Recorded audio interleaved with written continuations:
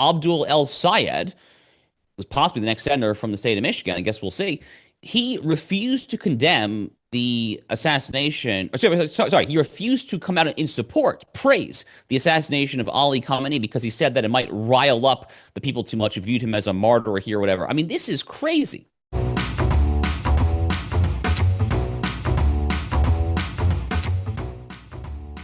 Hello, Culminators. Ron Coleman here today, and I'm so happy to have back Josh Hammer, who is all over the place in a good way. His services, his insight, his talent are in great demand. He's editor of this and host of that. I can't even keep track, but I do know he's got very well-formed opinions about a lot of things. He's a very smart guy. He's got all kinds of degrees. Of course, he went to Harvard Law School. All the smart kids do. How you doing, Josh? Ron, I'm doing well, my friend. I would be remiss though if I didn't say that I went to University of Chicago Law School, which, if I don't say Oh, so, I actually think is a better institution than Harvard Law School. But what can I oh, say? oh, it is. It is actually, especially in this century, and it's probably been better than Harvard for quite some time. So and even though you went to University of Chicago, you they still let you say things. I mean, usually it's this big Harvard club, right? I mean, you'd think they were the only. We are approaching like the all Harvard Yale Supreme Court. Are we there now? No, we still. Amy Coney Barrett is Notre Dame law. I think the other eight justices are all Harvard or Yale, if I'm not mistaken. What could go wrong, You tell me. Josh?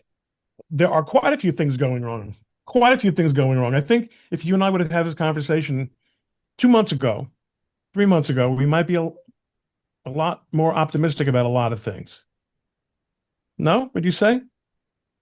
I think it's probably right. I mean, certainly when it comes to the situation with Iran, which is a bit of a cluster, you know what, frankly, at this time. A It's flustercuck.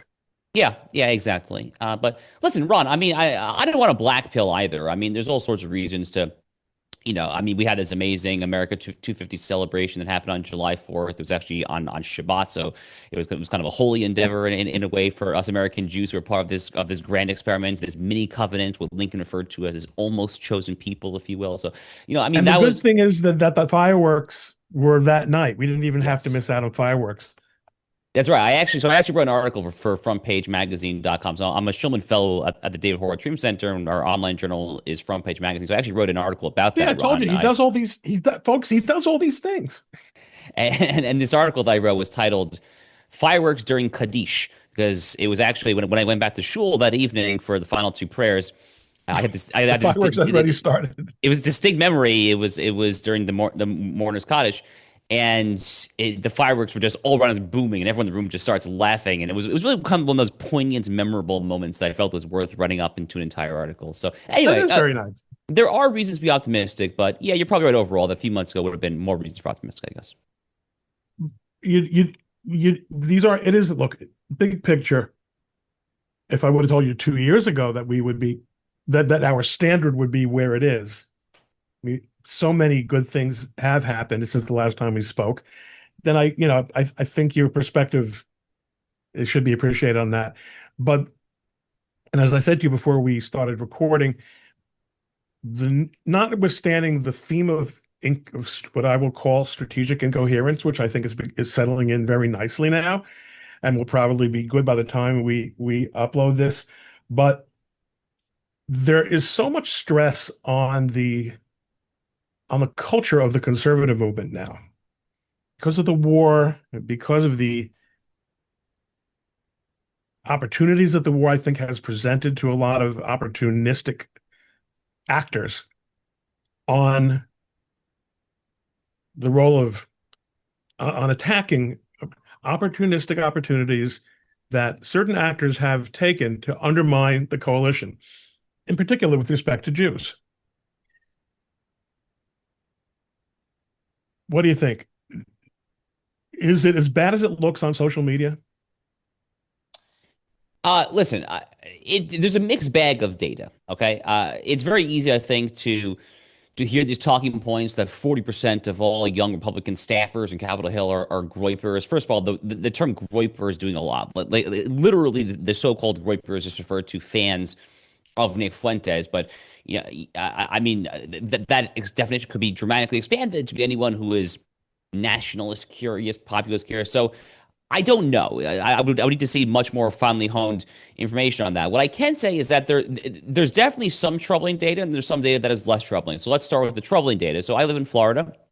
We have this guy who's running essentially as a quasi Nazi troll, let's call him. James Fishback is running for governor. He's going to get his ass kicked by Byron Donalds and hopefully by Jay Collins and others.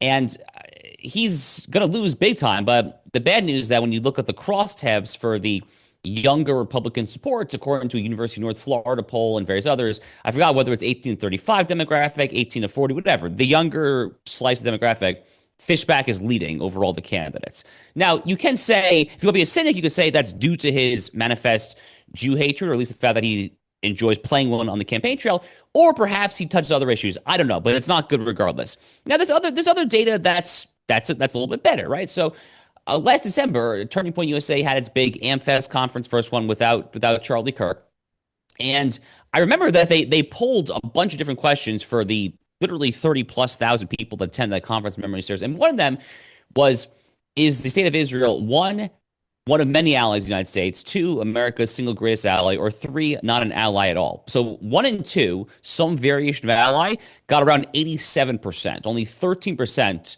said that it's not an ally at all. That's pretty good overall.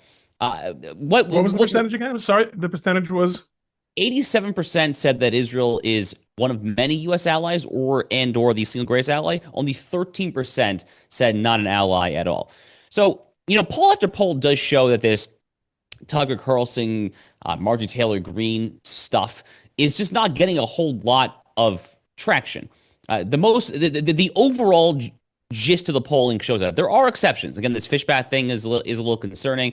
There are other indications to be a little concerned with, especially with this anecdotal young Republican staffer. Groyper Top Politico just had a whole long article about this.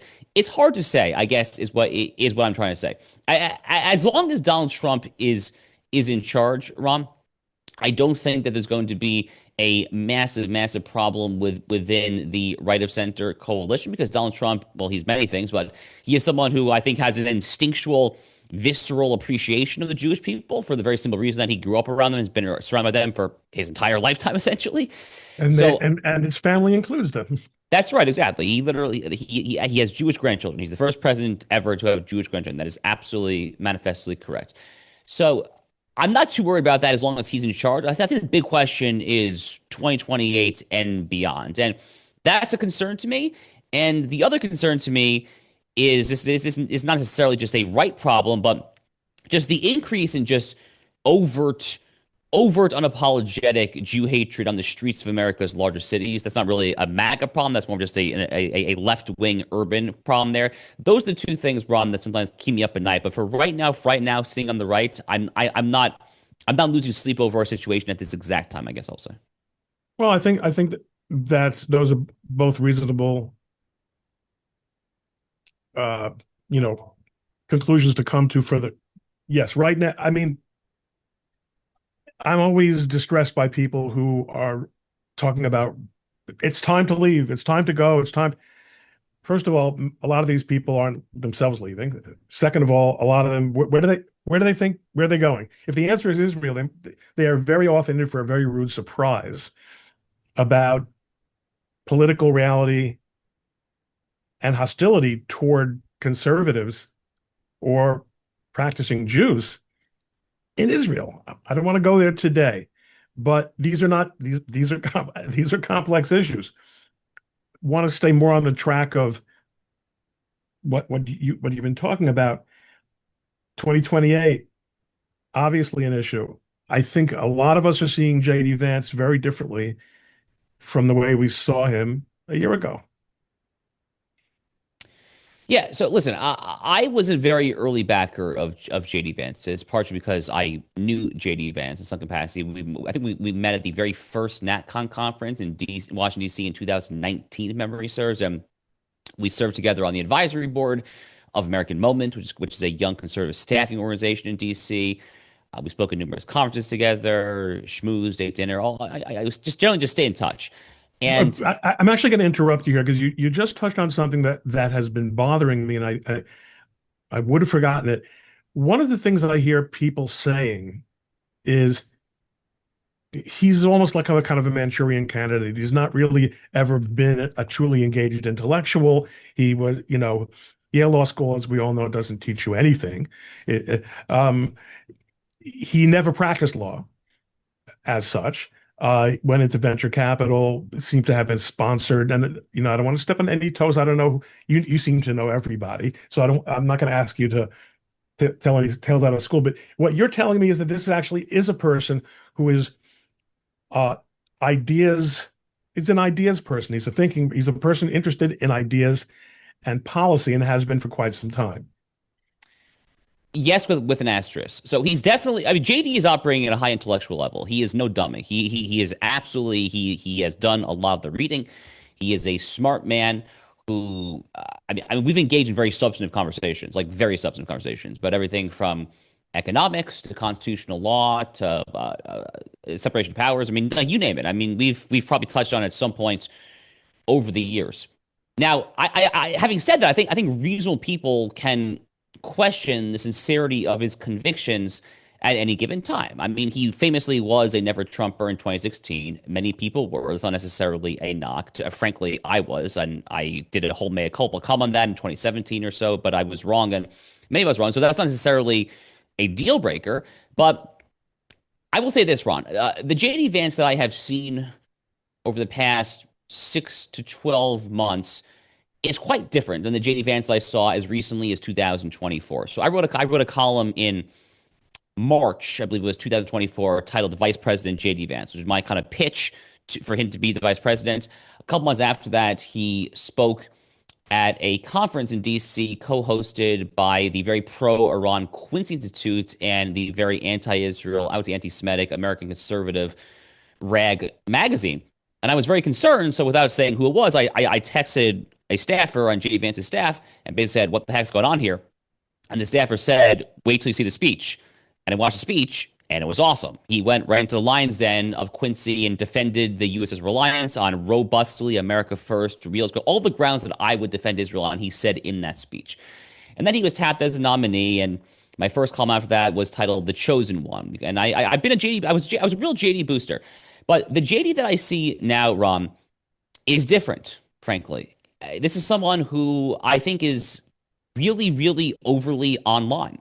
And it's not just me saying it. Susie freaking Wiles, apparently, if you believe the reporting, said that. I think that was actually in the Haberman Swan regime change book that Susie Wiles said to JD Vance, especially after our mutual friend Charlie Kirk's horrific assassination, get off the internet. Like you're rotting your brain with all these with all these rabbit holes, conspiracies. And I do think that he has shown a much greater willingness to put intellectual, robust inquiry aside at the expense of chasing the flashy, full on, or at least quasi conspiracy. And above all, to kind of just stop, hiding the elephant here in the room. The Tucker Carlson issue is a big freaking problem. It is a massive, massive problem. Tucker Carlson at this point is the most dangerous demagogue in America. I think he's the most dangerous anti-Semite in American history. And it's really not just the Jews, Ron. My whole basic take here is that this whole coalition, which I referred to in my CPAC speech in March as the retard right, whatever you want to call it, woke right, retard right, whatever you want to call it's not just the Jews. They actually hate America. And that's the whole point, is that the Jews are here, they're never a proxy for America. That was my whole book I wrote last year, is that the Jews are a proxy for America. They hate America. Tucker had this Chinese Communist Party sycophant on his show, the so-called professor, back in March. And the guy's like, oh, the only way we'll get peace in the 21st century is for America to enter into a power-sharing agreement with China and Russia. And Tucker's like nodding along like, okay. That's literally a Soviet-era Cold War Kremlin talking point. So this stuff is garbage. Now, I'm not melting down over it. I do think it's a very small minority, as we've already discussed a little bit. But Tucker at this point is so toxic. He's literally referred to Donald Trump as the Antichrist. He's referred to him as what? As like a little bitch. I mean, I could go on here. I cannot for the life of me understand why the vice president has not taken more meaningful steps to distance himself from that, while simultaneously, I think it's fair to add, does go on shows like the Joe Rogan show and airs these ungrounded conspiracies, let's call them, about how Epstein had Mossad ties, none of which has ever been proven. There's all sorts of speculation, and the whole picture painted, Ron, is not a great one. Now, I don't think it's too late to right this ship for the vice president, but I do think that it is eminently fair for people to be more skeptical and to be asking a lot more questions now than they were as recently as, let's say, a year and a half ago at the most. And we're asking them, and I'm one of the people who's asking them also, and I've Yeah. been defending him for a very long time, waiting for that moment where waiting for the tipping point on Tucker. And the interesting thing is that I think that Tucker has played, like, I can understand not wanting to throw a friend under the bus. I get that. But what has happened is that Tucker has leveraged that into it's kind of a boiling frog kind of situation. It's always just an increment more. And like you said, I mean, even the things that he said about Trump, those would give him a great opportunity to say, okay, I've just had it. And then groypers don't have to descend on him and say, so the Jews made you do it. Well, I mean, of course they'll say anything, but it wouldn't be as a result of something he said about Israel and the Jews. But I mean, think of how much the discourse has changed. Just the mere fact that we're even having that sort of discussion. Yeah. It is, and obviously we've got this pressure on both. I don't even want to call it both sides of the political spectrum.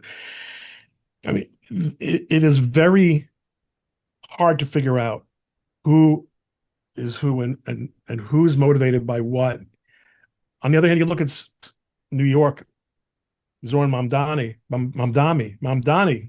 had it right the first time. This is probably a more realistic problem for the Jews than the J.D. Vance could ever be. But I think to some extent, if we live in a world where someone like J.D. Vance is afraid, politically afraid, to embrace the philo-Semitism of Donald Trump, that makes it a lot easier for the Islamists and their ilk to get away with the sort of things that they're doing politically and culturally, much less physically. Yeah, I think that's right. I mean, look at Tucker's whole approach to Islam. I mean, Tucker has been on full-on Islam apologia mode for at least a year and a half now. I mean, maybe even longer than that. He has openly praised Sharia law.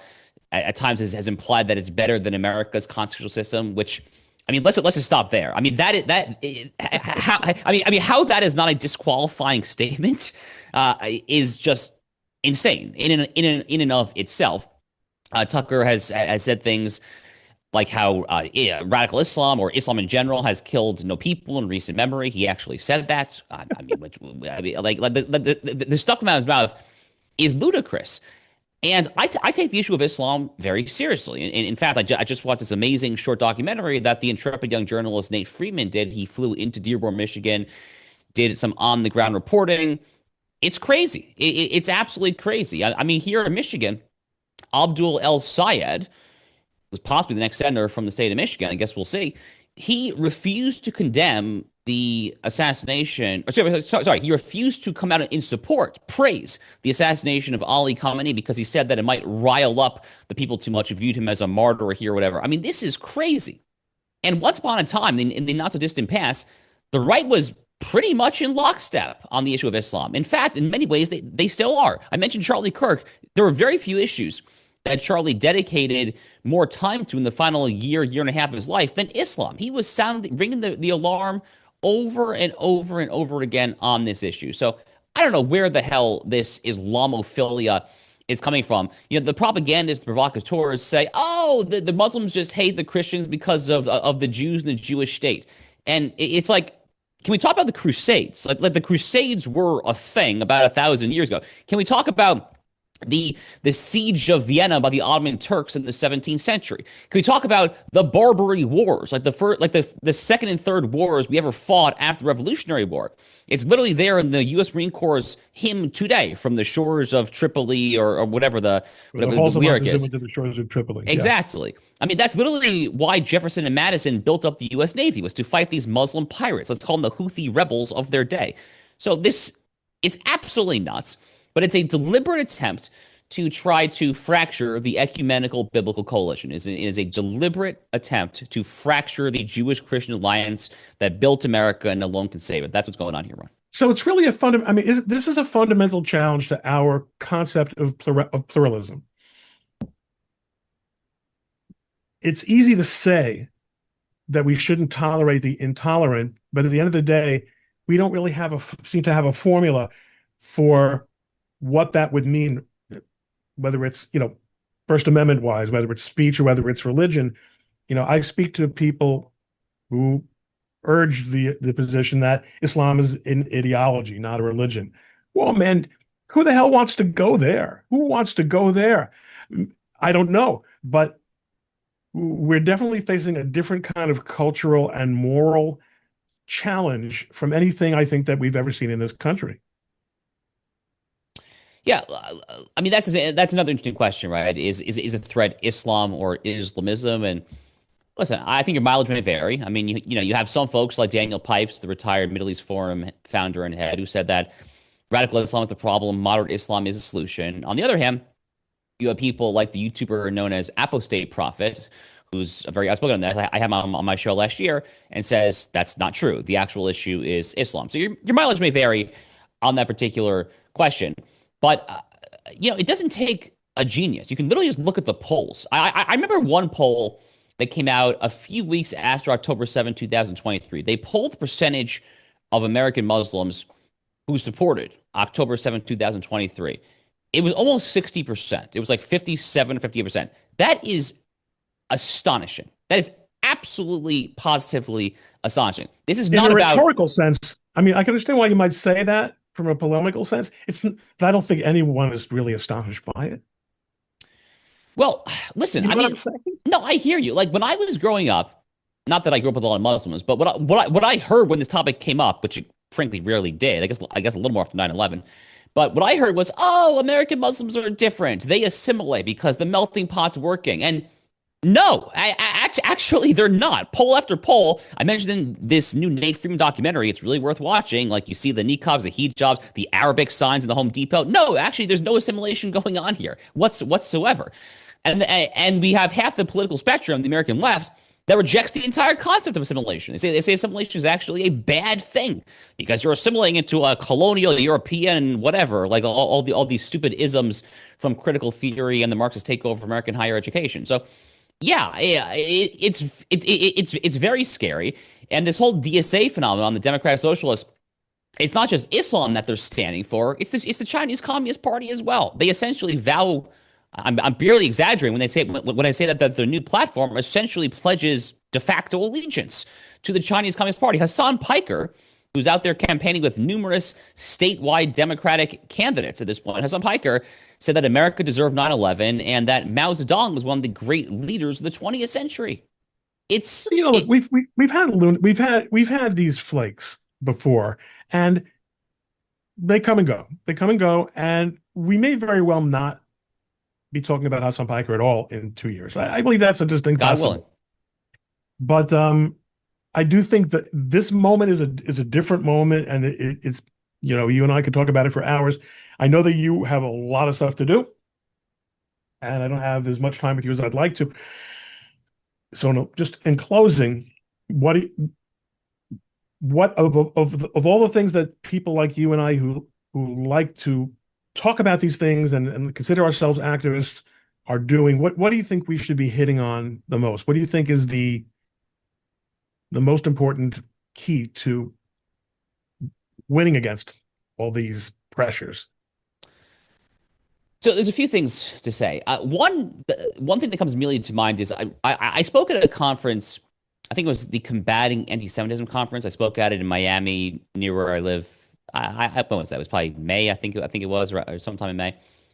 And this is a young, primarily Jewish, some Christian, but pro-Israel, pro-Jewish audience.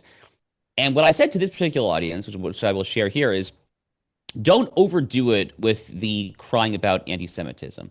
One, because the ADL and various other liberal organizations have cried wolf so often that a lot of people just don't take it seriously. Obviously, you should say it when it's really truly happening, which unfortunately it is.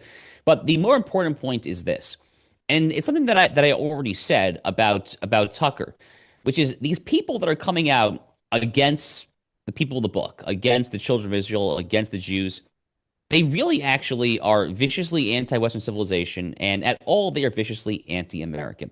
And I think that is a generally more effective argument because, let's face it, Jews are a minority. We are what 2% on a good day of the population. Kind of goes back to the old infamous "who was a Jew" debate, which we're not going to get into probably on this show. But we're a tiny minority is the problem. The bigger issue for most Americans is, and really, I would argue actually for Jews, frankly, because let's face it, Ron, the Jews are going to be just fine. I mean, the Jews are going to be just fine. We have a covenant. There's a Jewish state now. The Jewish people are not going anywhere. So my big questions that are increasingly bubbling up, and it's why I'm working on my new book projects, Covenant and Constitution, How the Hebrew Bible Made Christian America. That subtitle is going to do a lot of kind of trolling there, I think, when it comes out. But I mean, my question, why I'm writing this book, is not about the future of the Jews, of which I am quite confident. My question is about the future of America, of which I am increasingly less confident. Again, not doomsdaying, but that's the big thing.